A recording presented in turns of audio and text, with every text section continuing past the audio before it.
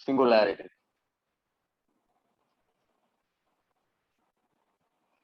Singularity हमने कहा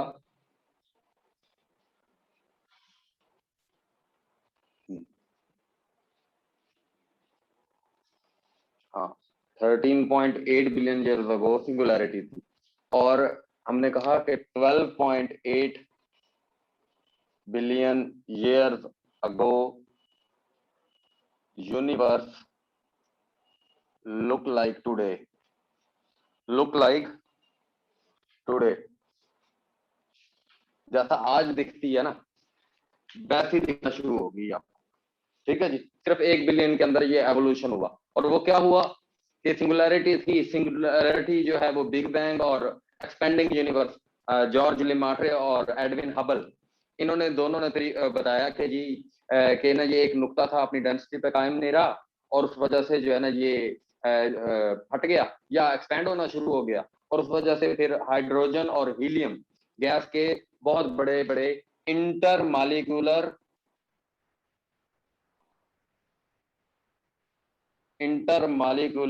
nebula बन गए। नेबुला बन गया। नेबुला क्या होता है? नेबुला होता है गैस का आपके पास जो है ना जायंट होता है, जायंट कहते हैं बहुत बड़ी चीज को, नेबुला गैस जायंट होता है, और यहीं से ओरिजिनेट होते हैं, ओरिजिनेट गैलेक्सी। अच्छा, एक और चीज भी इसमें ना आपको यूनिट का भी पता होना चाहिए। ये जो गैलेक्सी आपकी रिवॉल्व कर रही है उस सिंगुलैरिटी के गिर्द, उसको क्या कहते हैं? गैलेंटिक ईयर।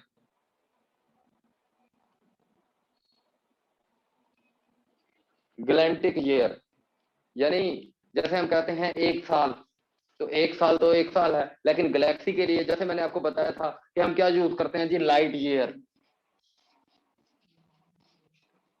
लाइट ईयर क्या कवर कर देता है? 9.46 मल्टीप्लाई बाय 10⁻²²। ठीक है जी, किलोमीटर। ठीक है जी, ये दोनों light year is a unit of distance. ये सब चीज डिस्टेंस के यूनिट हैं। और जो आपका पार्सेक है, पार्सेक भी यूनिट ऑफ डिस्टेंस है।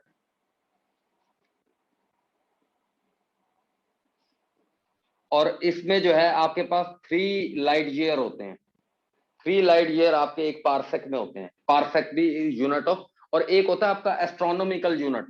Astronomical unit. एस्ट्रोनॉमिकल यूनिट क्या होता है? एस्ट्रोनॉमिकल यूनिट होता है कि सूरज और जमीन का जो फासला है, सूरज, अच्छा अच्छा, एक बेटा इसको यही बात है कि इसको देखो, इसको चेक करो कि क्या मसाइल हैं। जब नहीं देखोगे बस ये हुआ काम और खत्म, फिर ही मसाइल हल होते हैं ना। यानी एंड टाइम।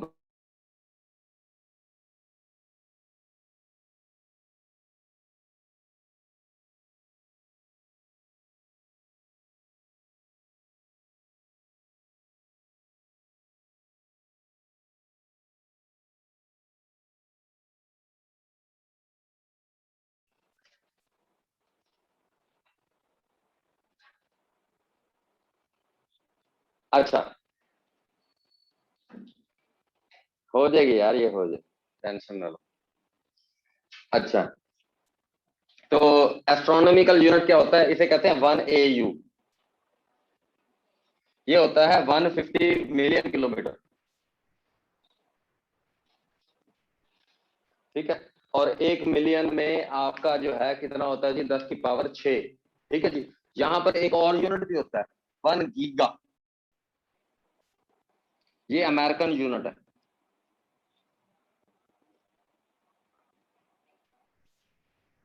और जब ये, यानी स्पेस में ना हमें चाहिए 13.8 बिलियन ईयर। अब हम एक साल को ऐसे ऐसे कैलकुलेट करते रहे, इसलिए हम ये वाले यूनिट इस्तेमाल करते हैं।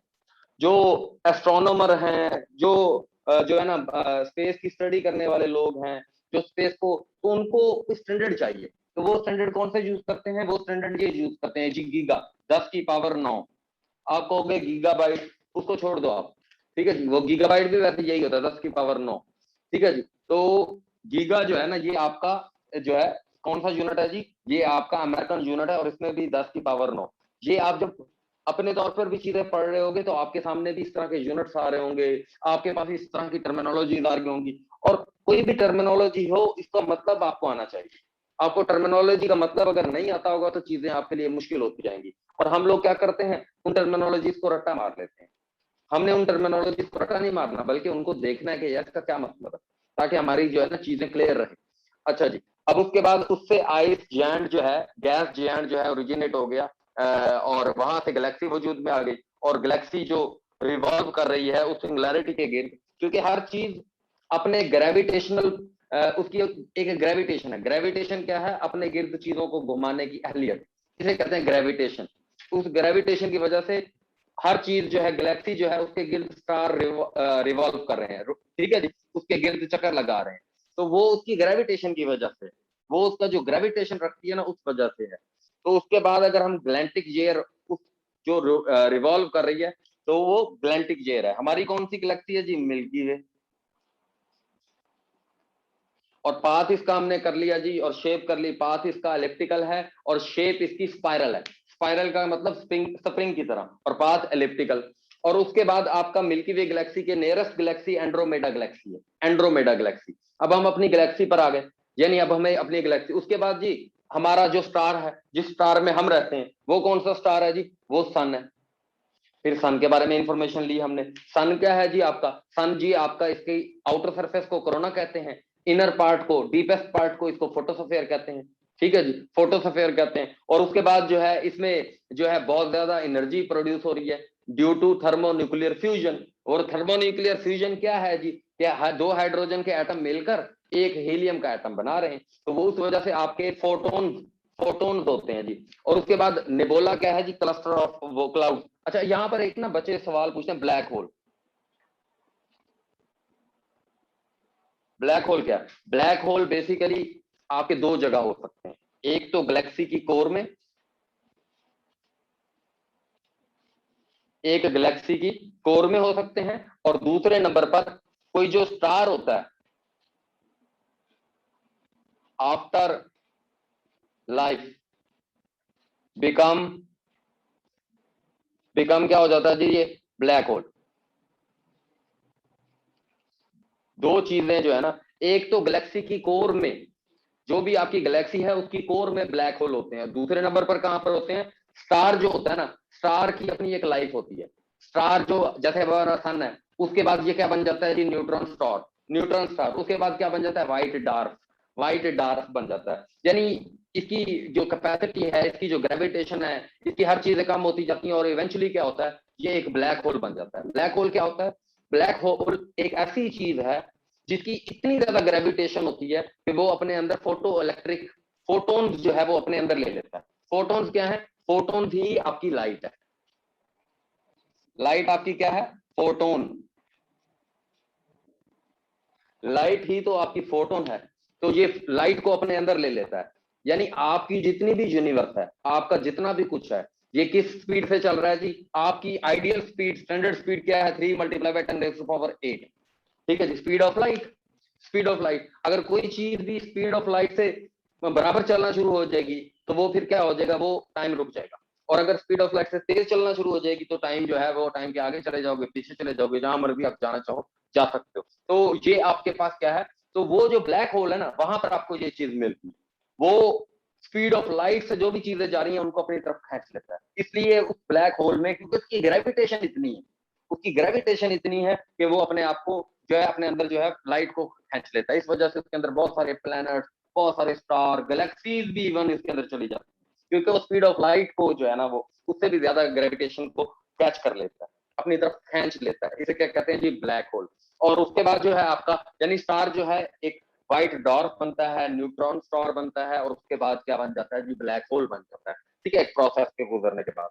उसके बाद जी हम सन हमारा कब फॉर्म हुआ जी, हमारा solar system 4.6 billion year ago.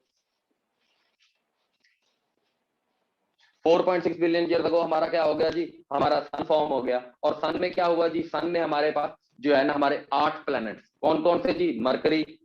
Mercury में अब हमने क्या देखा जी? मरकरी का कोई मून नहीं है। मरकरी का मून का मतलब क्या है? मून क्या है? मून एक नेचुरल सैटेलाइट है। मरकरी का कोई मून नहीं है, मरकरी के ऊपर कोई एटमॉस्फेयर नहीं है, मरकरी के ऊपर कोई एटमॉस्फेयर नहीं है। और उसके बाद अगर हम चारों प्लैनेट्स के अंदर वालों की बात करें, वो छोटे हैं और बाहर वाले चारों प्लैनेट बड़े हैं। अंदर वाले चारों प्लैनेट टेरेस्ट्रियल प्लैनेट है। टेरेस्ट्रियल यानी रॉक के बने हुए, अर्थ लाइक, रॉक के बने हुए। जैसे अर्थ है ना, अर्थ के ऊपर ये पहाड़ है, वैसे ही उनके ऊपर भी वैसे हैं। लेकिन अब आप कहोगे कि यार इनके ऊपर रॉक है तो वहां पर लाइफ क्यों नहीं है? तो असल में आपका जो मार्स और वीनस है ना, मार्स और वीनस में दोनों में कार्बन डाइऑक्साइड है, CO2, कार्बन डाइऑक्साइड। इसमें कितनी है? 96.5। और इसमें कितनी है जी? 96। ठीक है जी, या 95 आई थिंक। तो इतने परसेंट जो है ना, इनमें क्या है? आपके कार्बन डाइऑक्साइड। और कार्बन डाइऑक्साइड होने की वजह से आपका जो है इधर बहुत ज्यादा हीट होती है, इधर बहुत ज्यादा हीट होती है, और इधर लाइट का होना, लाइफ का होना नामुमकिन। सिर्फ और सिर्फ अर्थ ही एक। और दूसरी नंबर पर अर्थ के ऊपर क्यों लाइफ है? आपको पता है अर्थ के ऊपर वाटर है, अर्थ के ऊपर आपके वाटर है। इस वजह से आपका जो है अर्थ के ऊपर आपकी लाइफ है, टेरेस्ट्रियल। और बाहर वाले जो प्लैनेट्स हैं, वो चारों प्लैनेट गैसियस प्लैनेट्स कहलाते हैं। गैसियस प्लैनेट गैस के बने हुए हैं। कौन कौन से गैस? हाइड्रोजन और हीलियम। हाइड्रोजन और हीलियम के बने हुए हैं, और वो गैस के जरिए से आपस में इकट्ठे हुए हैं। और वो कौन कौन से हैं जी? जुपिटर है आपका, उसके बाद सैचुरन है, उसके बाद आपका यूरेनस है, और उसके बाद आपका नेपच्यून है। और इन चारों के गिर्द रिंग्स है, और सैचुरन के रिंग्स आपको नजर आते हैं, बाकी के रिंग्स आपको नजर नहीं आते। आपका ये पूरा सोलर सिस्टम है ना, इसका जो सन है, ये सन, ये 99.86, जो पूरे सोलर सिस्टम का वजन है ना, उसका 99, पूरे सोलर सिस्टम का कितना वजन होगा? कोई भी चीज पूरी कितनी होती है? 100%। यानी 100% में से 99.86% किसका वजन है? सूरज का। पूरा सोलर सिस्टम आपका 0.14 है। और इस 0.14 में भी जुपिटर कितना है? 99%। फिर दोबारा आपकी अर्थ जो है पूरे सोलर सिस्टम का कितना है? 0.03। 0.03%।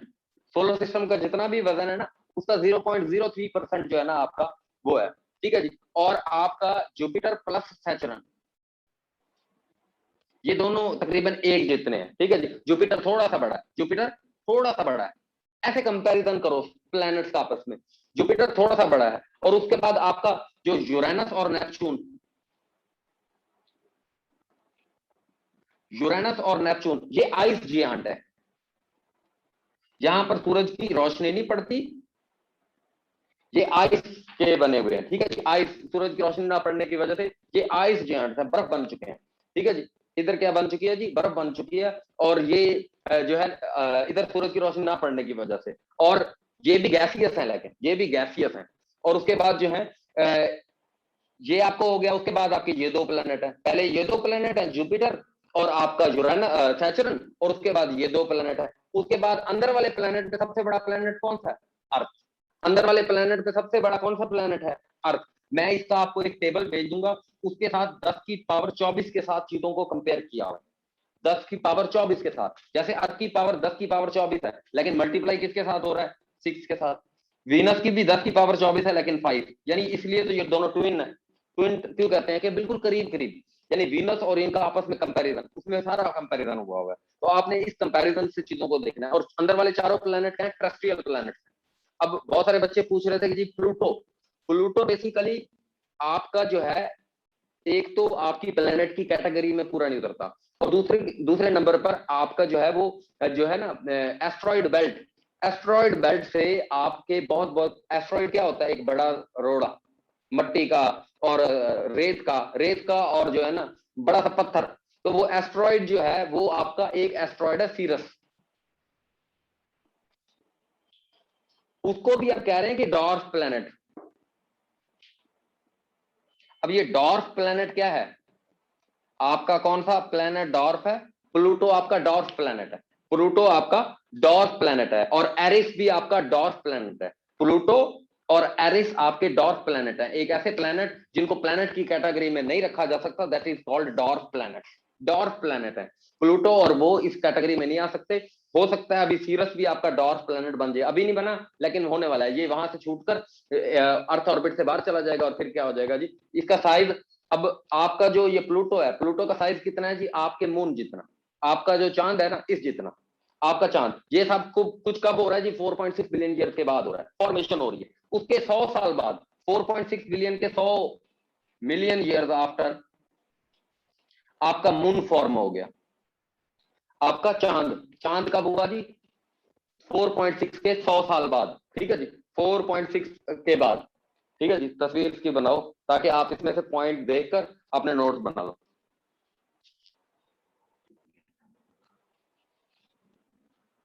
है?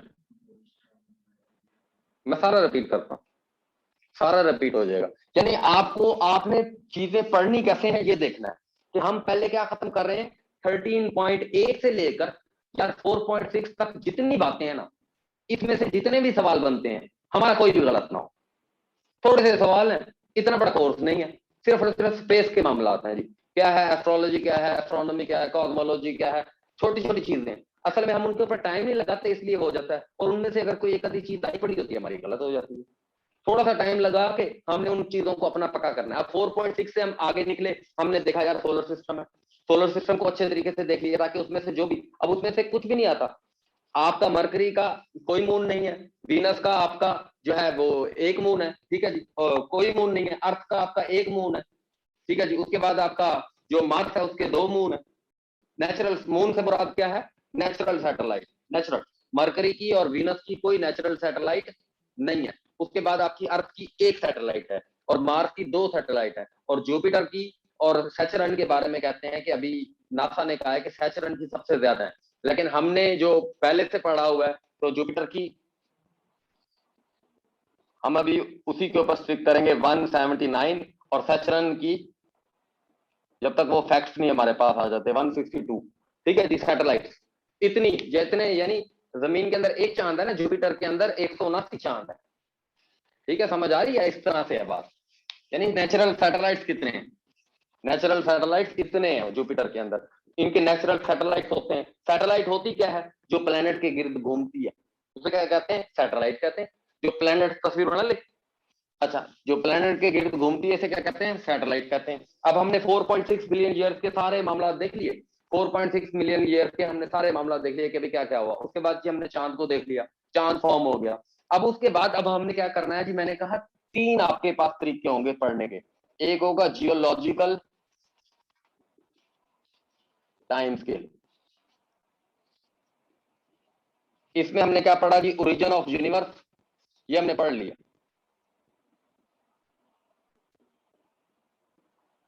एंड एवोल्यूशन, देखो कितनी मुश्किल टर्मिनोलॉजी है लेकिन हमने सारी पढ़ ली है ये। जियोलॉजिकल हमने जो है सारी पढ़ ली है कि क्या कहां तक जी हमारी जो अर्थ है, अर्थ की फॉर्मेशन कहां तक कैसे हुई है जी, जियोलॉजिकल। उसके बाद एंथ्रोपोलॉजी,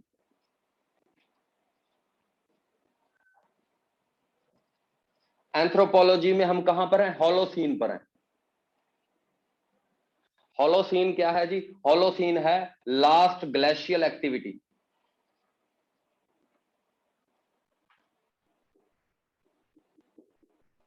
10,000 साल पहले,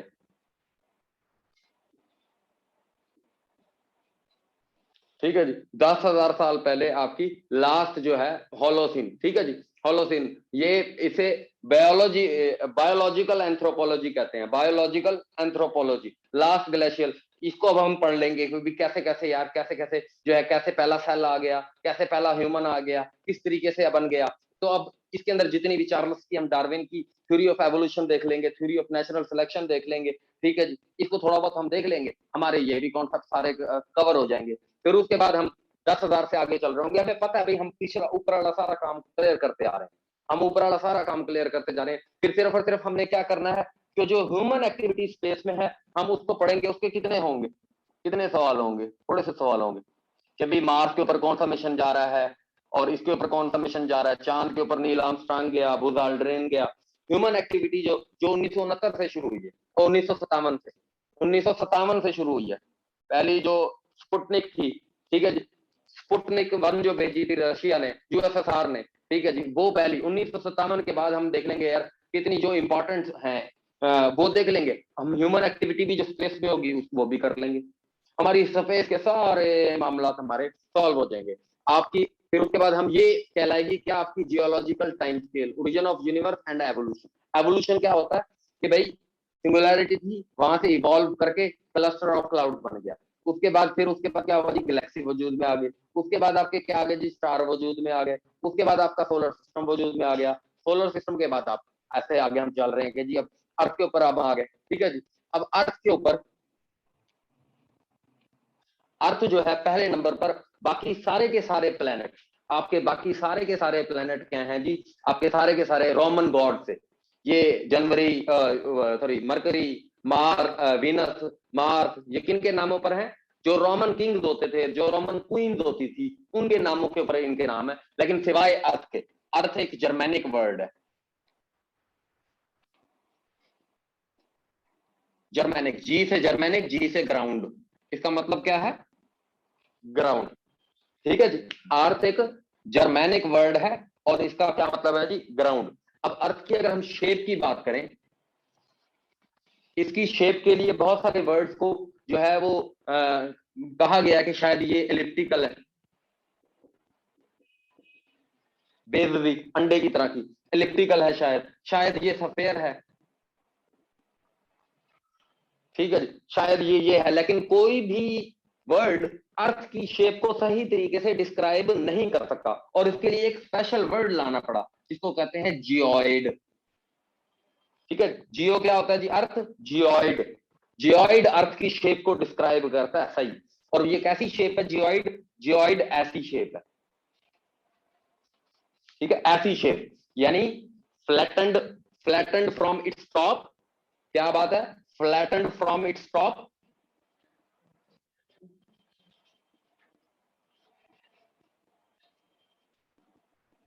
फ्लैटेंड फ्रॉम इट्स टॉप, और bulged, bulged from centre, centre से ऐसे उभरी हुई है और ऊपर और नीचे से फ्लैट हुई हुई है, ऊपर से ऐसे लगता है जैसे किसी ने ऊपर से दबाया हो और नीचे से ऐसे उभर गई हो, ऐसी है अर्थ, ठीक है जी। उसे क्या कहते हैं, बल्ज पड़ा हुआ है, ये बल्ज हो गई है, बल्ज हो गई है, ठीक है, बल्ज्ड फ्रॉम सेंटर। और ये है हमारी अर्थ की शेप। अब जिसको हमने, अब यहां तक हम पहुंच गए, हम यहां तक पहुंच गए कि भाई हमने सारे प्लैनेट्स देख लिए, और उसके बाद जो है ना सारा, अब अर्थ पर जो है ना पानी कैसे आया, लाइफ कैसे आई, यानी लाइफ की वजह क्या है, लाइफ की जो वजह है अर्थ के ऊपर वो वाटर है, वो वाटर है। और ये वाटर जो है,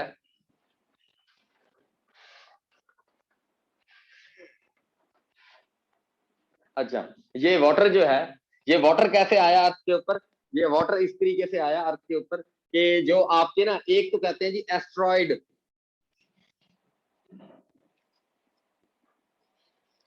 एस्ट्रॉइड की ना, एस्ट्रॉइड की बारिश हुई, वो जो एस्ट्रॉइड ऊपर है, कहते हैं उस एस्ट्रॉइड की बारिश हुई, उन एस्ट्रॉइड में से ना एक एस्ट्रॉइड जो है ना पानी का कतरा ले आया, उस पानी के कतरे से क्या हो गया, वाटर साइकिल शुरू हो गया।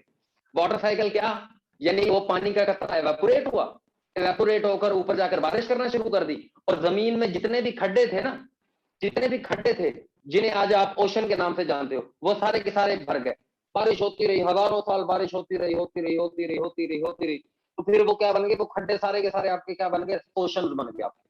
क्या हुआ जी, ये एक थ्योरी है जो आप भी तक कहते हैं कि शायद ऐसा ही हुआ हो, एस्टैब्लिश्ड फैक्ट नहीं है, ठीक है जी। कहते हैं कि एस्ट्रॉइड के जरिए से पानी आया यहाँ पर, वो एवेपोरेट हुआ, एवेपोरेट होकर वही एवेपोरेशन, कंडेंसेशन और पर्कुलेशन, वो सारा मामला, पर्कुलेशन हुई। और ये पर्कुलेशन कौन सी थी, ये पर्कुलेशन जो है ये पर्कुलेशन कैसी थी, ये पर्कुलेशन आपके ओशन बन गए, ये ओशन आपके फॉर्म हो गए उसकी वजह से। आपके कौन से ओशन नहीं, 5 ओशन थे आपके, ये मैं बताऊंगा आपको कि क्या इनके डीपेस्ट पॉइंट हैं, कैसे है। लेकिन अभी अपना माइंड क्लियर करो कि हो रहा क्या है, अभी माइंड क्लियर करो अपना जी। ऐसे जी आपके ओशन भरना शुरू हुए, ओशन भर गए आपके, उसके बाद क्या हुआ जी, आपके ये कौन से ओशन हैं जी, एक सबसे बड़ा पैसिफिक ओशन है, और पैसिफिक ओशन के बाद आपके पास दूसरे नंबर पर अटलांटिक ओशन है, अटलांटिक ओशन भी कहते हैं। उसके बाद तीसरे नंबर पर इंडियन ओशन है, चौथे नंबर पर आपका सदर्न ओशन है और पांचवें नंबर पर आर्टिक ओशन है। ठीक है जी। एक एक जमीन के इस तरफ और इस तरफ है, एक जमीन के जो है यूरोप और जो है नॉर्थ अमेरिका और साउथ अमेरिका के दरमियान में है, और एक जो है अंटार्कटिका के थोड़ा सा ऊपर है, और एक एशिया और नॉर्थ अमेरिका के ऊपर है। ठीक है जी। आर्टिक, ये सारा कुछ पता चल जाएगा, ठीक है, सुकून से, यानी ऐसे आपको पता चल जाएगा हर चीज। तो यानी ये 5 ओशन आपके फॉर्म हो गए। ये खड्डे होते होंगे उस वक्त, ये खड्डे थे बड़े बड़े, इनमें पानी भरता गया और ओशन बन गए, ये 5 ये ओशन बन गए आपके। अच्छा, अब ये एस्ट्रॉइड की बारिश, और इस ओशन में 13.8 बिलियन, ओ सर 13.8 कह रहा हूं, 3.8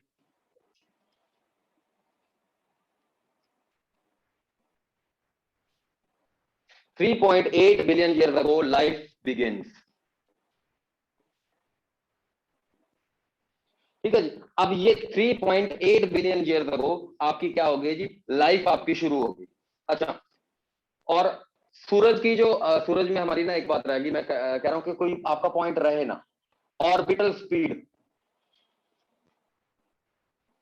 ऑर्बिटल स्पीड सूरज की कितनी है, 220 किलोमीटर पर आवर, किलोमीटर पर सेकंड। ऑर्बिटल स्पीड का मतलब होता है कि सूरज भी उस गैलेक्सी के गिर्द चक्कर लगा रहा है ना, हमारा सूरज भी तो गैलेक्सी के गिर्द चक्कर लगा रहा है। तो वो किस स्पीड से लगा रहा है, वो इस स्पीड से लगा रहा है 220 किलोमीटर पर सेकंड के हिसाब से। ठीक है जी। और ये अपना चक्कर कितनी देर में कंप्लीट कर लेता है, ये अपना चक्कर कर लेता है 225 से लेकर 250 मिलियन ईयर। जैसे अर्थ जो है, 365 दिनों में कंप्लीट करती है ना, तो ये 225 से लेकर 250 मिलियन ईयर तक जो है वो आपका क्लियर कर लेता है।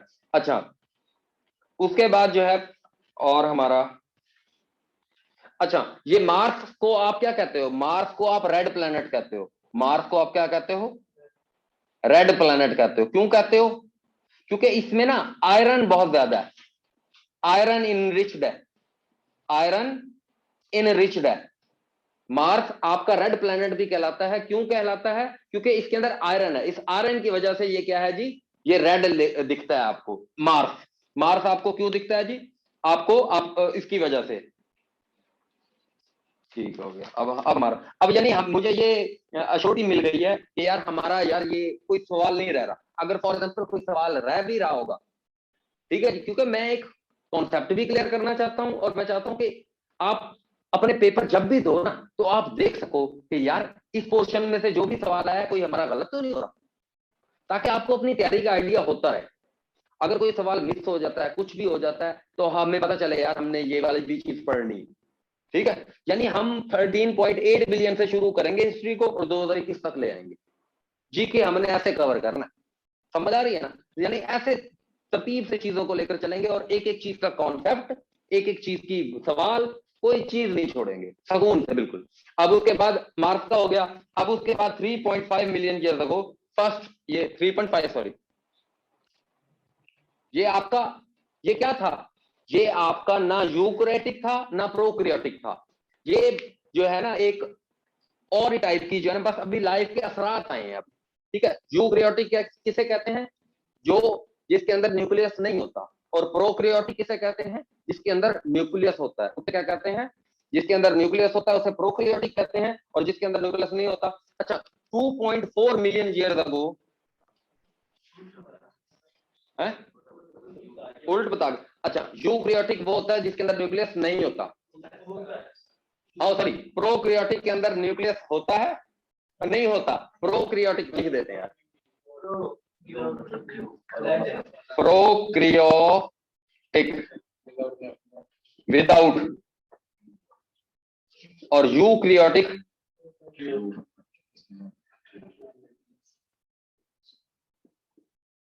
न्यूक्लियस होता है। ठीक है जी, प्रोकैरियोटिक और यूकैरियोटिक। अच्छा, 2.4 बिलियन साल पहले आपकी अर्थ में ना ऑक्सीजन फिल हो गई, ऑक्सीजन से आपकी अर्थ भर गई, और इसे कहते हैं फर्स्ट ग्लेशियल पीरियड या फर्स्ट आइस एज। आपकी इसको क्या कहते हैं जी, फर्स्ट आइस एज कहते हैं। नहीं, अब नहीं है ब्लर, अब नहीं है ब्लर, बिल्कुल क्लियर नजर आ रहा है मुझे, नहीं इधर नजर आ रहा होता, बिल्कुल क्लियर है। अब जब कोई सीन होगा मैं खुद मान लूंगा कि हाँ सीन है, ठीक है। तो जब सीन नहीं है तो आप, इसका मतलब आपका सीन है, ठीक है। तो आपका फर्स्ट आइस एज कब है, 2.4 बिलियन ईयर अगो। आपकी अभी कोई लाइफ नहीं है, बस हल्की सी अब एक लाइफ है, और वो लाइफ की जो टाइप है कि वो क्या है, पहला ऑर्गेनिज्म है। ऑर्गेनिज्म किसे कहते हैं, लाइफ को कहते हैं, ठीक है जी। आपका पहला, उसके बाद आपकी ऑक्सीजन से जो है ना वो भर गई, और इसको आप क्या कहते हो जी, आप इसको कहते हो अब 2 बिलियन साल,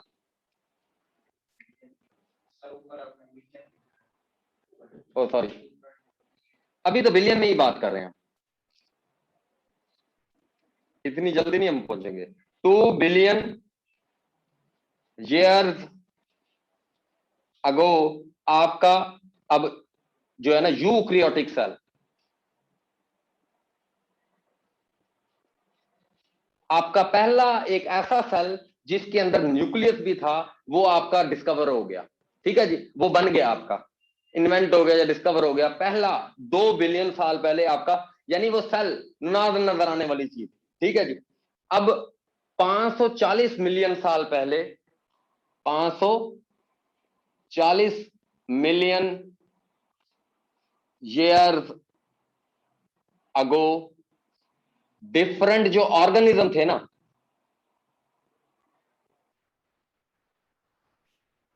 वो डेवलप्ड हो गए।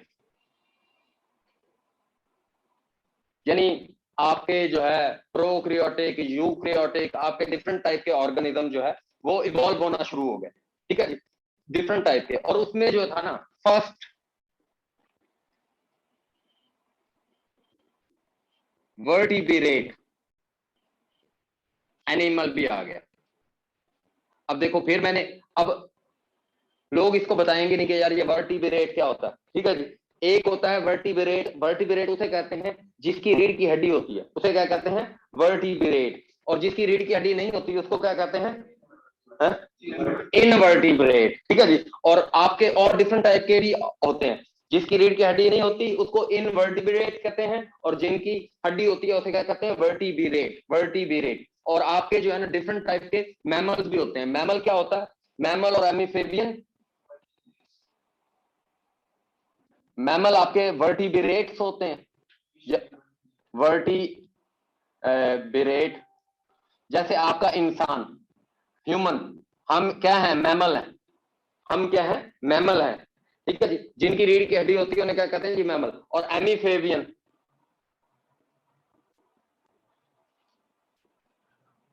एमीफेबियन विदाउट इनवर्टिब्रेट, इनवर्टिब्रेट। चलो से इसको चेक कर लेंगे। अच्छा, एमीफेबियन में कह रहे हैं कि जी एक जोलॉजी वाले हमारे पास हैं, वो कह रहे हैं कि इसमें होती है वर्टिब्रेट। अच्छा चले इसको देख लेंगे हम। अच्छा जी, उसके बाद जी आपका जो है ना 397 मिलियन साल पहले, 300 मिलियन साल पहले, 390 मिलियन साल पहले कर लो, राइट। यानी हमारे लिए ना ये डेट्स इतनी इंपॉर्टेंट नहीं है, हम अपना एक आइडिया बिल्ड करना चाह रहे हैं। हमारे लिए ये डेट्स जो है ना, हाँ 13.8 हमारे लिए इंपॉर्टेंट है, 220 की स्पीड से घूमता है, इंपॉर्टेंट है, ठीक है जी। 250 से 225 इंपॉर्टेंट है। लेकिन ये जो अब मैं ये जो लिखवा रहा हूँ ना, ये आपके लिए डेट इंपॉर्टेंट नहीं है। ये डेट क्यों लिख रहा हूँ, ताकि हमारे जहन में एक नक्शा हो कि हमें चीजों का पता है यार, हमें चीजों का पता है, ठीक है जी, हम कोई चीज छोड़ नहीं रहे। उसके बाद 390 million year ago, 390 million year ago animal, animal with 4 legs, आपका एक जो जानवर था वो आ गया मिलियन, अब मिलियन की बात कर रहे हैं हम, अब मिलियन में आ गए। देखें, ये था भाईजान आपका 3.5 billion year ago life I, 2.54 billion year ago oxygen के साथ फिल हो गई और फर्स्ट आइस एज आ गई। 2 बिलियन ईयर अगो आपका यूक्रियोटिक सेल बन गया एक, ठीक है जी। उसके बाद आपका 540 मिलियन ईयर अगो क्या हो गया, डिफरेंट ऑर्गेनिज्म आपके डेवलप हो गए, यूक्रियोटिक, प्रोक्रियोटिक, और ये मैमल शैमल वर्टिब्रेट, ये तो वो सारे ये डेवलप हो गए। उसके बाद ये दो ग्रुप्स में डिवाइड भी हो गए। उसके बाद जो है ना आपका 390 मिलियन ईयर अगो आपका क्या हुआ जी, एक 4 लेग वाला आपका क्या हो गया जी, और 250 मिलियन ये अब इंपॉर्टेंट है, जो इंपॉर्टेंट हुआ करेगी डेट मैं वो बता दूंगा। 250 मिलियन ईयर अगो, इस पीरियड को क्या कहते हैं? Fossil age, dinosaur age, dinosaur age, ये डायनासोर आपके दुनिया में आ गए। अच्छा, और 200 साल पहले 200 million year ago first mammal आ गया आपका। 200 साल पहले आपका फर्स्ट मैमल आ गया, आपका फर्स्ट, इसकी तस्वीर बनाओ।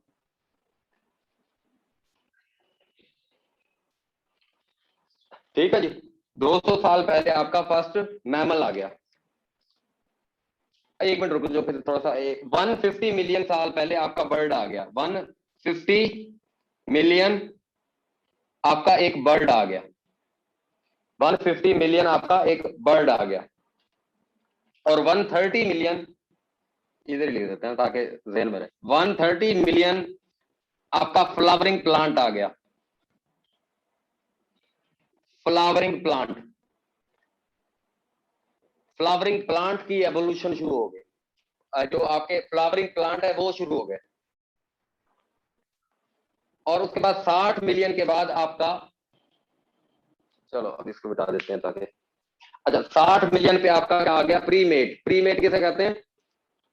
इंसान की जो इंसेस्टर्स जो है ना, वो प्रीमेट हम उन्हें कहते हैं। यानी इंसान से पहले हम जो ये कहते नहीं, चार्लस डार्विन जो था, उसकी थ्योरी ऑफ एवोल्यूशन, ठीक है जी, वो क्या कहते हैं? इंसान पहले क्या था? बंदर था, ठीक है। बैबून्स, बैबून्स जो थे, बैबून, उसको क्या कहते हैं जी? प्रीमेट थे हम, हमारे वो प्रीमेट।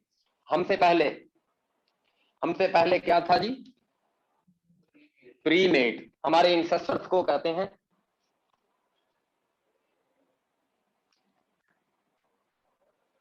प्रीमेट। अच्छा, तो आपके प्रीमेट कब आ गए जी? 60 मिलियन ईयर्स अगो।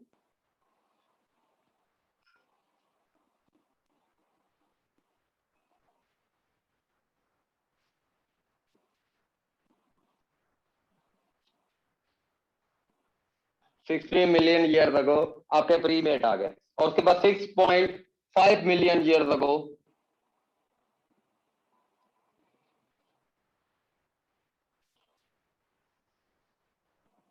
होमोनिम्स आ गए। होमोनिम्स आ गए 6 पॉइंट, यानी मिलियन, यानी आज से 60,50,000 साल पहले, 60,50,000। अच्छा जी, और 3 लाख साल पहले, 50, 3 लाख साल पहले years ago first human in Africa आ गया। इंसान कब आया जी? 3 लाख साल पहले इंसान आया है पहला, ठीक है जी। और आपका लास्ट ग्लाशियल पीरियड कब है? अगर एग्जैक्ट बताऊं तो 11,500 जो है ईयर्स अगो, ठीक है जी। तो ये अब कहां तक आ गए हम? एवोल्यूशन में, हम एवोल्यूशन में आ गए जी। और ये सारा का सारा एवोल्यूशन हमें कौन बताता है? एक टर्म थी, एक टर्म जिसे कहते हैं survival of the fittest. Survival of the fittest, survival of the fittest, ये किसने टर्म कॉइन की थी? ये टर्म कॉइन की थी हर्बर्ट स्पेंसर ने। हर्बर्ट हर्बर्ट स्पेंसर ने। और इसको एज ए थ्योरी अपनी बुक में लिखा था, एज ए थ्योरी अपनी किताब origin of species, origin of species में किसने लिखा था जी? चार्ल्स डार्विन, जिनका ताल्लुक कहां से है जी? यूके से। जिनका ताल्लुक कहां से है जी? यूके से। जिनका ताल्लुक कहां से है जी? चार्ल्स डार्विन का ताल्लुक कहां से है जी? यूके से।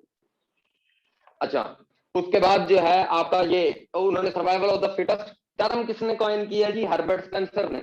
और जो है थ्योरी किसने पेश की है? ओरिजिन ऑफ स्पीशीज में चार्ल्स डार्विन, जो के यूके के साइंटिस्ट हैं, उन्होंने ये सारी की सारी, ये जो मैं आपको बता रहा हूं ना, ये उनकी किताब से ली हुई इंफॉर्मेशन है।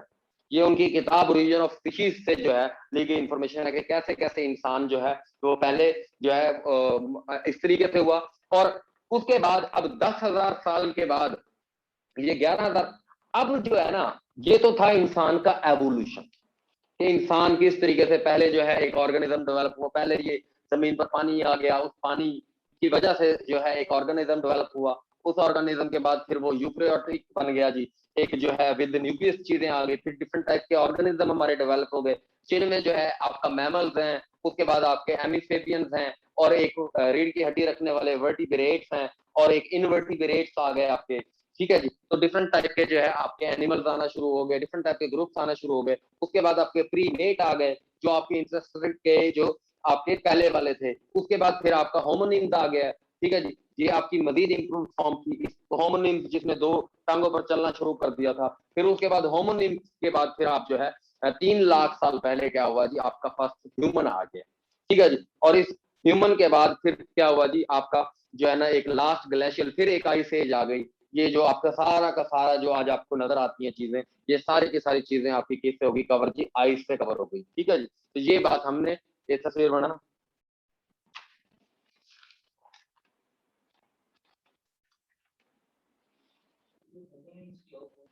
होमोनिम यानी ये जो इंसान पहले 4 टांगों पर चलता था उसको होमोनिम कहते हैं। ठीक है जी, यानी हमारे ही इंसेस्टर्स हैं ये। यानी हम, वो चार्ल्स डार्विन कहता है कि हम ना इवॉल्व किए हैं। उसकी अपनी भी आप तस्वीर देखोगे तो वो उसने अपनी मुशाबत भी उसी बंदर से दिखाई है कि हम पहले बंदर ही थे जी।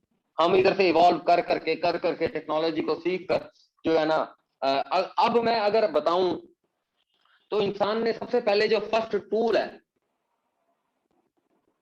या फर्स्ट टूल जो है वो आपके पास क्या है, स्टोन, पत्थर।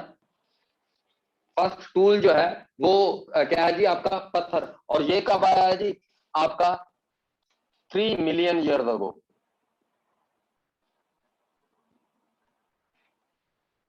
ठीक है जी, अब 3 मिलियन 30 साल पहले जो है फर्स्ट जो है स्टोन। अब असल में आप कहोगे कि यार वो जो हमारे इंसेस्टर्स हैं प्रीमेट्स वो यूज कर रहे हैं। ठीक है जी, तो वो यानी इंसान तो अभी नहीं आया। इंसान जो आज आप जिसे कहते हैं होमोसैपियंस, आज के इंसान को हम क्या कहते हैं, होमोसैपियंस। ये होमोसैपियंस जो है ये नहीं, इनसे पहले। और फिर उसी इंसान ने जो है ना वो आगे इवॉल्व करता गया। फिर उसके बाद उसने 30,000 साल, 30,000 साल ईयर्स अगो उसने जो है ना हंटिंग शुरू कर दी, हंटिंग ऑफ रेनडीर। ये हिरन की ही एक टाइप है रेनडीर। ठीक है जी, तो उसने जो है 3,000 साल 30,000 साल पहले उसने एक शिकार करना शुरू किया। यानी इंसान ने पहली बार सर्वाइवल ऑफ द फिटेस्ट, खुद ये जानदार था, इसने एक जानदार को कत्ल कर दिया। एक जानदार को अपने सर्वाइवल के लिए इस धरती पर, इस जमीन पर रहने वाली पहली चीज का इंसान ने 30,000 साल पहले जो है वो क्या कर दिया जी, कत्ल कर दिया जी अपने सर्वाइवल के लिए। उसके बाद इसने 24,000 साल पहले, 24,000 साल पहले इन्होंने स्टोन यूज किया। इंसान ने, जो आपका मजीद इवॉल्व हो गया था, स्टोन यूज। अच्छा, अब वो जो हमारे इंसेस्टर, उसके बाद 21,000 साल पहले एग्रीकल्चर, अपने खुराक के लिए इसने जो है एग्रीकल्चर कल्टीवेशन वगैरह भी शुरू कर दी, प्लांट्स वगैरह ग्रो करना शुरू कर दिए और उनसे फायदे उठाना शुरू कर दिए। 30 24 21 ठीक है जी, 3 ये जी ह्यूमन एवोल्यूशन के ये पीरियड है जब इसे एग्रीकल्चर। अब एग्रीकल्चर में आपने ये चीज याद रखनी है, अभी इंसान ने जो है वो फाला वगैरह नहीं बनाया। अभी इंसान ने फाला वगैरह नहीं बनाया, अभी तो वो बस दरिया के किनारे किनारे रहता है और वहां पर जो है ना, और अभी वो सिविलाइजेशन में भी रहना, इंसानों ने इकट्ठे मिलकर नहीं रहना शुरू किया। अभी इंसान कहां पे रहते हैं, केव्स में, गारों में रहते हैं अकेले अकेले। ठीक है जी, और अभी जो है उसने, हाँ, लैंग्वेज लैंग्वेज कब इसने जो है ना 50,000 साल पहले जो है ना लैंग्वेज डेवलप की है, 50,000 साल पहले, 50 years अगो लैंग्वेज।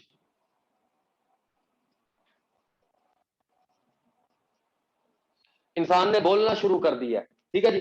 इससे पहले ये नहीं इंसान बोल रहा, ठीक है जी। 50 ईयर्स अगो इंसान ने बोलना शुरू कर दिया है, और उसके बाद 30 ईयर्स अगो उसने शिकार कर लिया, उसके बाद जो है उसने स्टोन यूज किया, उसके बाद, और अगर इससे पहले थोड़ा सा देख लें तो 7.9 मिलियन ईयर्स अगो वो हमारे जो इंसेस्टर थे,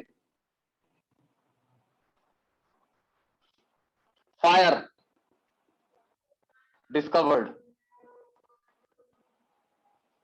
ठीक है जी। और ये फायर डिस्कवर करने वाले इंसान को क्या कहते थे? होमो इरेक्टस, होमो इरेक्टस, होमो इरेक्टस कहते थे इसको। ये दो, जो अफ्रीका में जो इंसान आया था उसने दो पत्थर लिए, दो पत्थर लेकर उसने आपस में रगड़े तो उससे आग पैदा हो गई जी। इंसान का पहली बार आग से सामना 7.9 मिलियन ईयर अगो, या बाद लोग कहते हैं 6.9 मिलियन ईयर अगो, ठीक है जी। 7.9 टू 6.9 मिलियन ईयर अगो इंसान का आग से भी सामना हो गया। उसके बाद उसने फर्स्ट टूल जो है स्टोन को भी यूज कर लिया। फिर उसके बाद 50 ईयर अगो उसने जो है लैंग्वेज भी डेवलप कर ली। 30 ईयर अगो उसने हंटिंग ऑफ डीर भी कर ली। 24 ईयर अगो उसने स्टोन भी यूज कर लिया, और जो 21 ईयर अगो उसने एग्रीकल्चर भी डेवलप कर ली। अब उसके बाद आपकी शुरू हो गई प्री हिस्ट्री। ये भी सारी प्री हिस्ट्री है। अब आपकी, यानी इस प्री हिस्ट्री को हम कुछ नाम देंगे। क्या नाम देंगे? पहली पहली है ना प्री हिस्ट्री, हम पहली पहली लिख रहे हैं, तो पैलियोलिथिक, पैलियोलिथिक, पहली को पैलियोलिथिक, ठीक है जी, पैलियोलिथिक। और इसको ओल्ड स्टोन एज भी कहते हैं,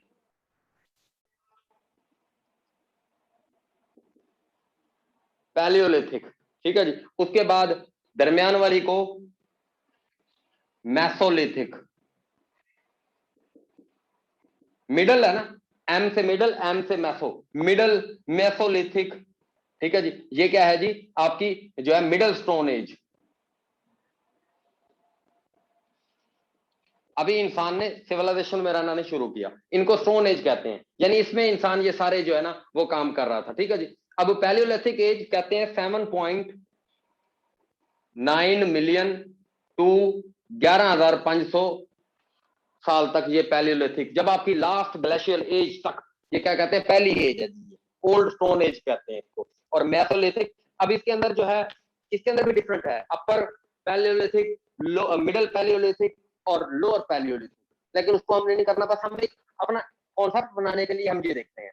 उसके बाद और एक आधा सवाल भी आ जाता होता है इसमें से कि भाई इंडस वैली सिविलाइजेशन कब आई, मेहरगढ़ सिविलाइजेशन कब आई, मैसोपोटामियन सिविलाइजेशन कब आई, इस तरह का सवाल भी पूछ लेता है वो, इसलिए भी हम थोड़ा सा इनको देख रहे हैं। मैसोलिथिक जो है आपकी एज आ गई। मैसोलिथिक एज के बाद आपकी कौन सी आ गई जी? Neolithic age. नियोलिथिक एज, इसे न्यू स्टोन एज कहते हैं। न्यू से एन से जो है न्यू, एन से नियोलिथिक, न्यू स्टोन एज, ठीक है जी। और ये आपकी क्या कहलाती है जी? प्री हिस्ट्री कहलाती है, यानी ये हिस्ट्री से पहले। इसके बाद की जो एजेस हैं आप उन्हें क्या कहते हो जी? आप उनको ब्रॉन्ज एज कहते हो, आयरन एज कहते हो। उसके बाद सबसे पहले तो इंसान ने क्या डिस्कवर किया है? सबसे पहले इंसान ने फर्स्ट ह्यूमन डिस्कवर्ड कॉपर। सबसे पहले इंसान ने क्या डिस्कवर किया है? कॉपर। और इसको क्या कहते हैं? Chalcolithic age, chalcolithic age. C से जो कॉपर, सी से कैल्कोलिथिक एज, ठीक है जी, कैल्कोलिथिक एज। उसके बाद इंसान ने क्या किया जी? इंसान ने जो है ना फिर उसके बाद जो है iron age, sorry bronze age, उसके बाद ब्रॉन्ज एज, और उसके बाद आपकी आयरन एज। अच्छा, अब आपने इन एजेस के नाम याद रखने हैं, ठीक है जी। अब ये हर इलाके के लिए, हर कॉन्टिनेंट के लिए डिफरेंट है, लेकिन हमने हर किसी का नहीं करना, हमने हर किसी का नहीं करना, बस हमने इनके नाम याद करने हैं ताकि हमें हिस्ट्री की एक अंडरस्टैंडिंग रहे। मैं आपको इसके थोड़े से ईयर लिख देता हूं इनके आगे, आपने यही ईयर याद कर लेने हैं अपनी अंडरस्टैंडिंग के लिए। एक तो है आपकी 11,500 से लेकर 9,000 साल तक, ठीक है जी। और दूसरी आपकी 9,000 साल से लेकर आपकी 8,000 साल तक, ठीक है जी। और उसके बाद आपकी नियोलिथिक जो है 9000 से लेकर 8000 से लेकर 4500 ईयर। ठीक है जी, 4500 ईयर। बस आपने ये इसको याद कर लेना इस तरीके से, बस तीन को। अभी तो फिर हम जो, लेकिन इनको अच्छे तरीके से आपने कर लेना है, क्योंकि मैं इनको यूज कर रहा हूँ अपने लेक्चर्स में, आगे मजीद लेक्चर्स में हम यूज कर रहे होंगे इन चीजों को, और इन टर्मिनोलॉजीज को हम यूज करके कोई अब आपका कॉन्सेप्ट बिल्ड करना होगा। ठीक है जी। तो अब पैलियोलिथिक आ गई। अब मैं इसको समराइज करता हूँ सारी अपनी बात को। समराइज यही है कि 13.8 बिलियन ईयर से लेकर फिर 4.6 बिलियन ईयर अगो तक आए, फिर 4.6 बिलियन ईयर अगो के बाद फिर हम आ गए हैं लास्ट ग्लेशियल एज तक। वो कौन सी है जी? 11,500। इसमें हमने डिफरेंट एवोल्यूशन देखी है कि किस तरीके से ओरिजिन ऑफ यूनिवर्स हुई है, किस तरीके से उसका एवोल्यूशन हुआ है, किस तरीके से आपके ऑर्गेनिज्म का जो है ओरिजिन है, और किस तरीके से ऑर्गेनिज्म की एवोल्यूशन है, इसको देखा हमने थोड़ा सा एज शॉर्ट टेस्ट, बिल्कुल शॉर्ट टेस्ट तरीके से। और किस तरीके से फिर इंसान आया, और इंसान का अब क्या मामला है। अब हमने फिर इंसानिक जो है मामले को देखा।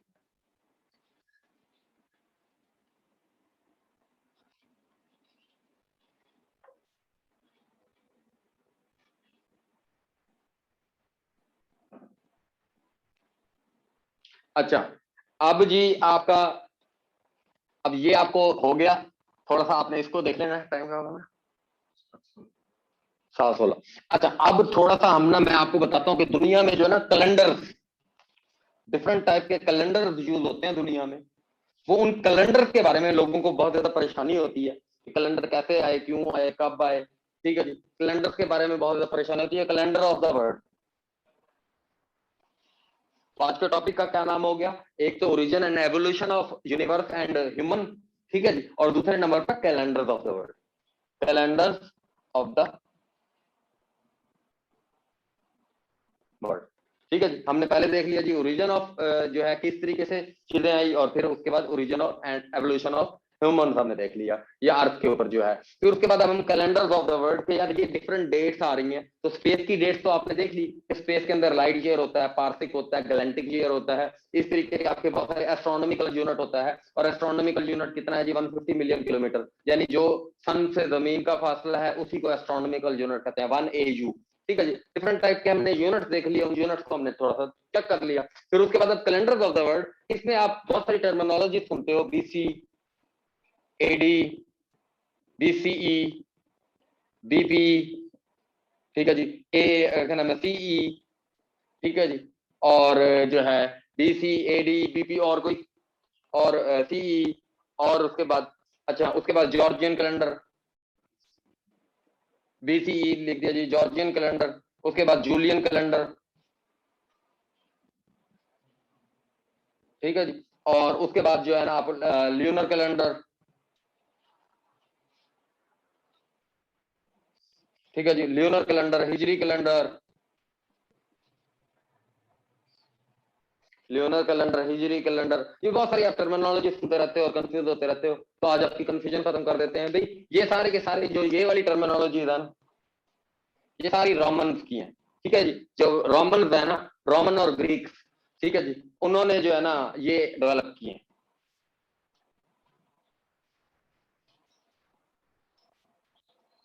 तो मेरे नाम से आपने, मेरे मुंह से काफी बार आपने सुना होगा अगस्तियस ऑक्टेवियन,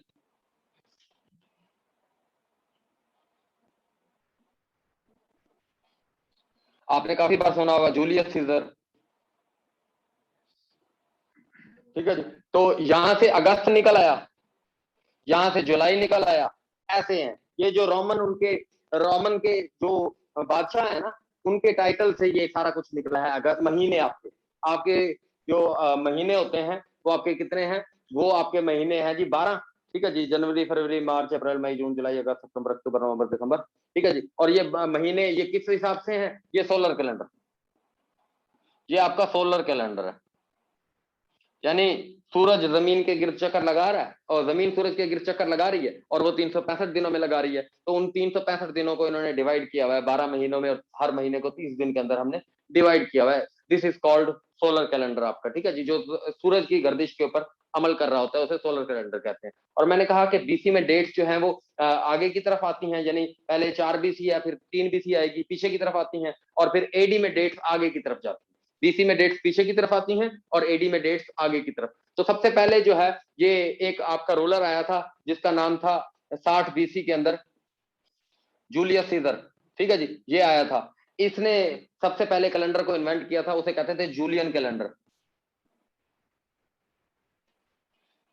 इसे क्या कहते थे जी? जूलियन कैलेंडर कहते थे। तो अब इसके इसके अंदर जो डेज की तादाद थी वो कितनी थी? 365.25, ठीक है जी। अब ये 0.25 बड़ा रोला कर रहा था, 0.25 बड़ा रोला कर रहा था। तो इसको जो है ना 1582 में एक जॉर्जियन आया था, जॉर्जियन, जॉर्जियन, ठीक है जी, 1582 में जॉर्जियन ने इसको रिजॉल्व किया और उसने जॉर्जियन कैलेंडर दे दिया, जो आज भी पूरी दुनिया का ज्यादातर कैलेंडर है। ये कौन सा कैलेंडर है जो आज हम यूज कर रहे हैं? Georgian calendar. और ये कब आया है? 1582 में ये जॉर्जियन कैलेंडर आया है। इसने क्या किया? इसने कहा 365 डेज है टोटल। अब ये 0.25, अब ये देखो 0.25 को आप अगर 4 पर डिवाइड करो, 4 पर ضرب करो, तो आपका क्या आता है? 1। इसने कहा कि यार फरवरी 4 साल जो है ना 28 दिन का रहेगा। फरवरी 4 साल 29 दिन का रहेगा, 4 साल 29 दिन का रहेगा। एक साल ऐसा आएगा जिसमें क्या होगा जी आपका?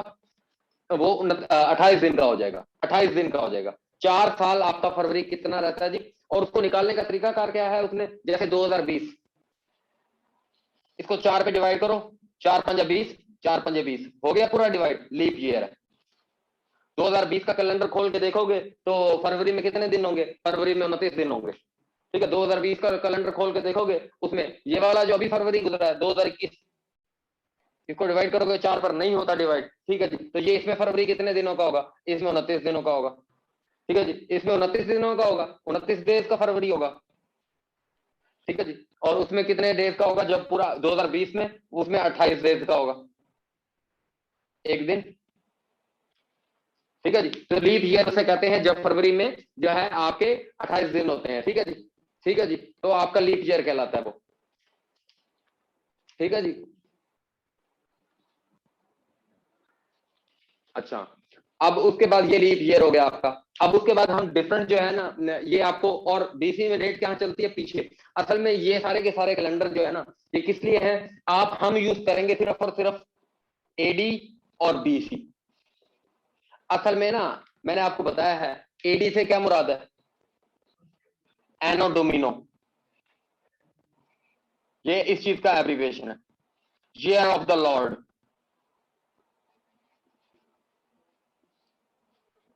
Year of the Lord. और बीसी से क्या मुराद है? Before Christ. ये यानी हजरत ईसा से रिलेटेड है दोनों चीजें। तो ये एक मजहबी कैलेंडर बन गया जो कि ईसाइयत को रिप्रेजेंट करता है। तो बीसी और एडी ईसाइयत को रिप्रेजेंट करते हैं। तो अब जो हिस्टोरियन है ना, उन्होंने कहा यार मजहब से आगे निकलो, और उन्होंने अब क्या कर दिया? बीसीई यूज करना शुरू कर दिया। वो क्या है? बिफोर कॉमन इरा।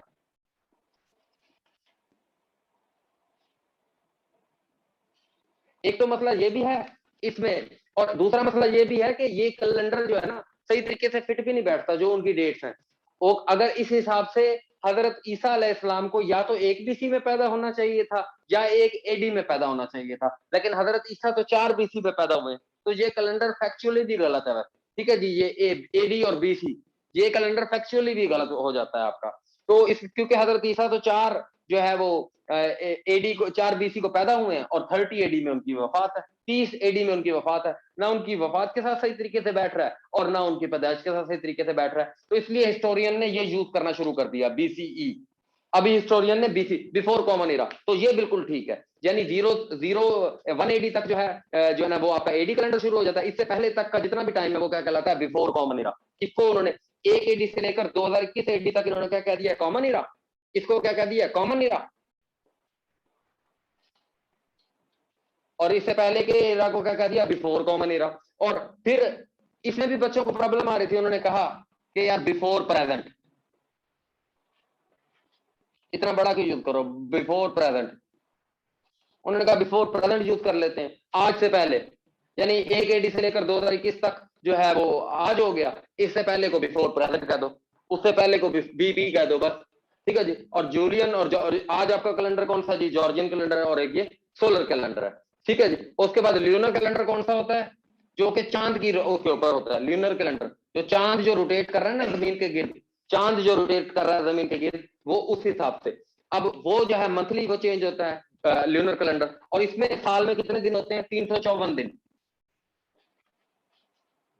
इसमें ल्यूनर कैलेंडर में कितने दिन होते हैं जी आपके पास? 354 दिन होते हैं। उसमें कितने दिन होते हैं जी आपके पास? 365। और इन दोनों में कितना डिफरेंस है? डिफरेंस 11 दिनों का है।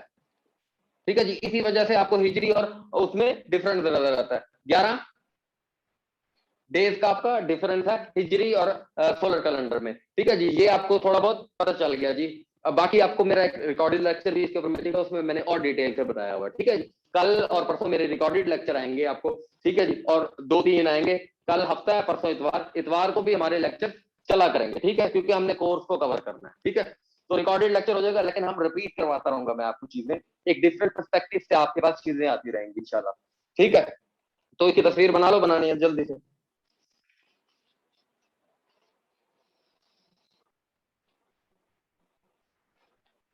सब कुछ नजर आ रहा है यार, तस्वीर आ रही है। अगर कुछ नजर किसी को नहीं आ रहा तो तस्वीर ग्रुप में आ रही है, या रिकॉर्डिंग में जो है ना चीजें आपको बिल्कुल सब कुछ नजर आ रहा है।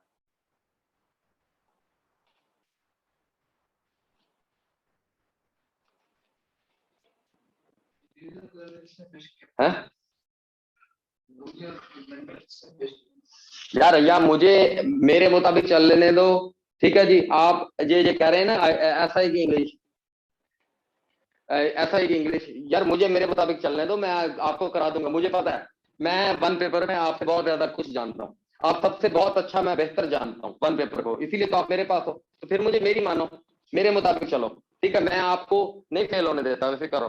मैं आपके लिए सोचता रहता हूँ कि मैंने आपको कैसे करवाना है, कैसे चलना है, कैसे लेकर चलना है, कैसे तैयारी करवानी है। मैं यही सारा दिन सोचता रहता हूँ। ठीक है, आपकी जो रिक्वायरमेंट है जैसे भी है वो पूरी की जाएगी।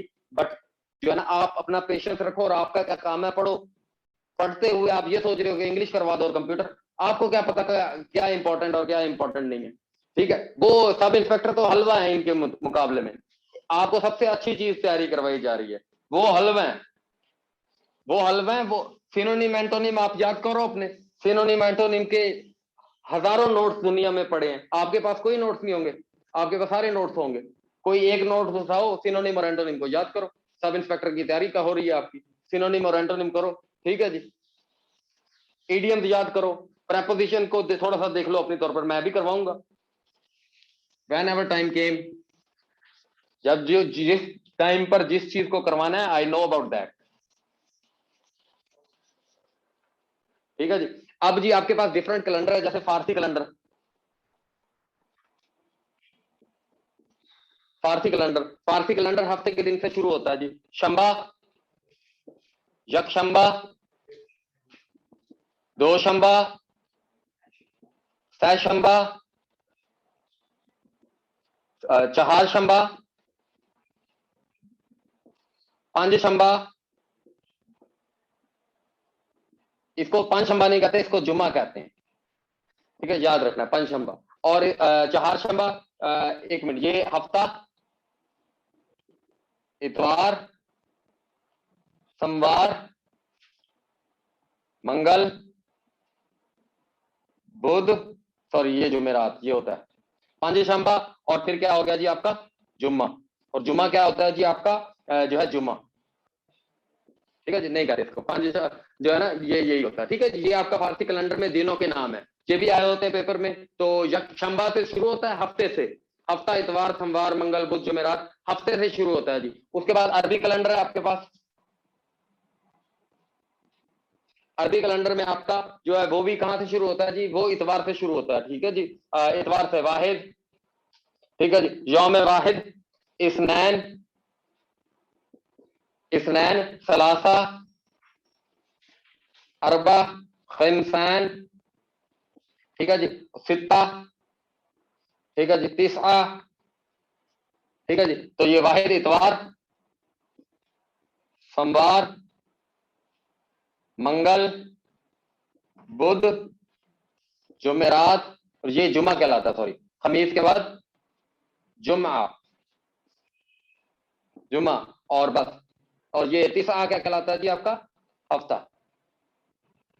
ठीक है जी, यातिसा से भी शुरू कर सकते हो और वाहिद से भी शुरू कर सकते हो। वाहिद, इस्नैन, सलासा, अरबा, खिमसान, जुमातिसा। ठीक है जी। उसके बाद ये अरबी कैलेंडर हो गया। अरबी कैलेंडर के बाद आपके अरबी महीने। ठीक है जी, आपके अरबी महीने कौन से होते हैं जी? पहला महीना रबीउल अव्वल और मुहर्रम। पहला महीना आपका मुहर्रम, उसके बाद सफर, उसके बाद रबीउल अव्वल, रबीउल सानी, जमादिउल अव्वल, जमादिउल सानी, रजब, शाबान,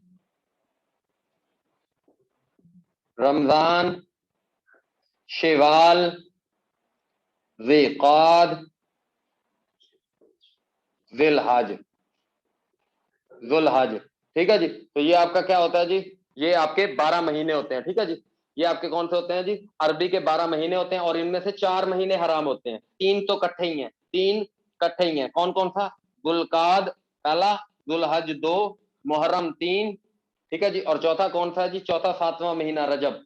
ठीक है जी। चौथा, 4 महीनों को क्या कहते हो? हराम। ये हुर्मत वाले महीने हैं। इनमें किसी को कत्ल करना, किसी के ऊपर जो है कुछ बुराई करना, किसी के साथ खून बहाना, ये क्या है जी? हराम है इस्लाम में। 4 महीने हुर्मत वाले हैं, ज़िलक़ाद, ज़िलहज, मुहर्रम और रजब। 4 महीने आपके कौन से हैं जी? आपके ये हराम महीने हैं। इनमें जो है किसी का खून बहाना और किसी को इस तरीके से करना। और फिर उसके बाद आपके पंजाबी महीने। पंजाबी महीने जो है आपके, पंजाबी कैलेंडर आपका, पंजाबी कैलेंडर जो है आपका कहां से शुरू होता है जी? पंजाबी कैलेंडर का,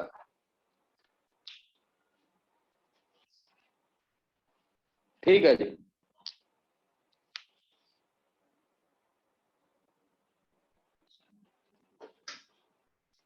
अच्छा जी, पंजाबी कैलेंडर जी आपका कब है? पंजाबी कैलेंडर आपका वैसाख से शुरू होता है, वैसाख। ठीक है जी, वैसाख से शुरू होता है। और वैसाख, और ये कैलेंडर जो है ना आपका मिड अप्रैल से लेकर, मिड अप्रैल से स्टार्ट होता है, यानी 15 मई से लेकर, 15 अप्रैल से लेकर 15 मई। ठीक है जी, 15 अप्रैल से लेकर वैसाख, इसमें मैं आपको भेज दूंगा तो वो आप फिर कर लोगे। वैसाख, पोहाड़, माघ। ठीक है जी, ये पंजाबी महीने होते हैं, पंजाबी साल होते हैं। और ये कहाँ से स्टार्ट होता है ये आपने याद रखना है, अप्रैल से लेकर वैसाख। ठीक है जी। और ये कटाई का दिन होता, कटाई का सीजन होता है। वैसाखी किसे कहते हैं? वैसाखी का मेला भी होता है। वैसाखी का मेला भी होता है, किस वजह से लगता है? वो गंदम की कटाई के ऊपर लगता है। ठीक है जी, ये सवाल भी आया हुआ था। ठीक है, वन पेपर में। तो इस तरीके की आपकी वैसाखी का पंजाबी महीने भी आपके हो जाएंगे और ये बाकी आपके कैलेंडर भी हो गए। आई होप आपको कैलेंडर की भी समझ आ गई है। ठीक है जी, ठीक हो गया जी। तो ये आपको अच्छे तरीके से मिल जाएंगे, टेंशन ना लो। आपकी रेपिटेशन हो जाएगी बहुत ज्यादा। चल अभी तस्वीर बना कर भेज दो। विशाख, जेठ, हाड़, सावन, भादु और हैं? हाँ, कब ये पंजाबी सही याद है। हाँ हाँ, काफी है। ये अब ना 2 दिन यही रिपीट होती रहेंगी चीजें जो मैंने पढ़ाई है ना। ये इन्हीं के रिपीटिशन में लेक्चर रहेंगे। कोई चीज मिस हो गई आपकी, कोई चीज आप नहीं कर सके तो उनसे आप नोट डाउन कर लोगे। इन चीजों को, सारियों को देखो, इन सब चीजों को करो, कोशिश करो। और इस चीज में यहां तक आपकी बेस मुझे चाहिए। ठीक है, बिल्कुल स्ट्रॉन्ग बेस चाहिए कि आप कोई चीज भी आपकी मिस ना हो। 2 दिन यही रिपीट होती रहेंगी चीजें। कैलेंडर के बारे में आपको इंफॉर्मेशन मिल रही होगी, आपको जो है सोलर सिस्टम के बारे में इंफॉर्मेशन मिल रही होगी, आपको जो है इसी रिलीजन ऑफ द वर्ल्ड के बारे में इंफॉर्मेशन मिल रही होगी। और इसी बारे में 2 वीडियो 3 वीडियो आपको आ जाएंगे, 2 वीडियो आएंगी बस, 2-2 घंटे की, कल और परसों। और सब इंस्पेक्टर वाले टेंशन ना लो। 7-8 लेक्चर है मेरे कंप्यूटर के, मैं आपको दे दूंगा। आप और इंग्लिश के भी लेक्चर है 7-8 दे दूंगा, फिर आपकी सुकून हो जाएगा, फिर आपकी यानी मेरी जिम्मेदारी पूरी हो जाएगी। ठीक है, आपको दे दूंगा मैं लेक्चर, टेंशन ना लो। करवाना एक और चीज होती है, करना एक चीज होती है। दुनिया जहान के नोट्स पड़े हैं, नोट्स मेरे पास जीबीज में नोट्स पड़े हैं, वो कर लोगे खुद। करने का तरीका होता है चीजों को, उस तरीके से चीजें की जाए तो होती हैं। वरना तो ऐसे दुनिया जहान के डाटे पड़े हैं, बेहतरीन लिखे हुए वीआईपी नोट्स बने हुए, उन नोट्सों से थोड़ी चीजें होती हैं। ऐसे खड़े होकर बोलने से होती हैं चीजें, अपने तौर पर, अपने अकेले में खड़े होकर बोलने से होती हैं चीजें। चीजें पढ़ने से होती हैं, चीजें ऐसे नहीं होती कि चीजें जी नोट्सों पर लिखी हुई किसी के, नोट्स अपने ही होते हैं बस।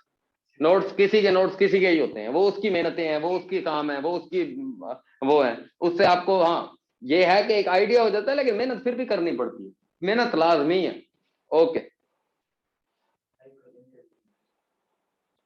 मिल जाएगी रिकॉर्डिंग, बंद करो।